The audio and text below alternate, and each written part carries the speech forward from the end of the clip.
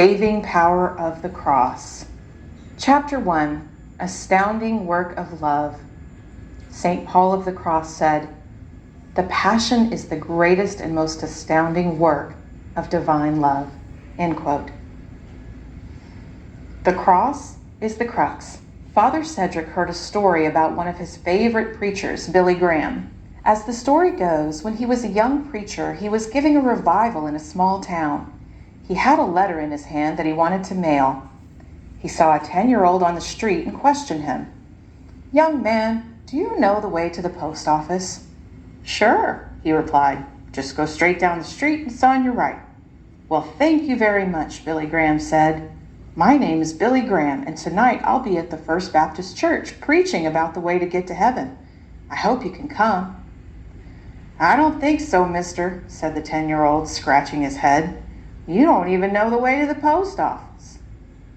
Jesus is the way, the truth, and the life. According to John chapter 14, verse 6, Jesus is the way, the truth, and the life. No one in the history of humanity has ever made such a claim. Jesus is the way that leads to God, the truth that melts away all confusion, and the life that is abundant and eternal. Father Pisegna will often visit a town that he's never visited before to preach a mission. He'll drive in not knowing exactly where the church building is located. As he drives into town, he will look up, and inevitably he will see a large cross on the steeple, usually the highest structure in town. That's how he locates the church. The cross points the way. We are so very familiar with the cross, aren't we? We put it up on steeples, hang it around our necks, put it on our walls. Some people even wear it on their ears and tattoo it on their arms.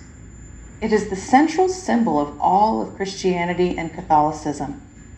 But what does it mean? What is its significance?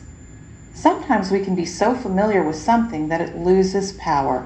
When Father talks about the cross or crucifix, he is not talking about a piece of wood or metal you may have on your wall or around your neck.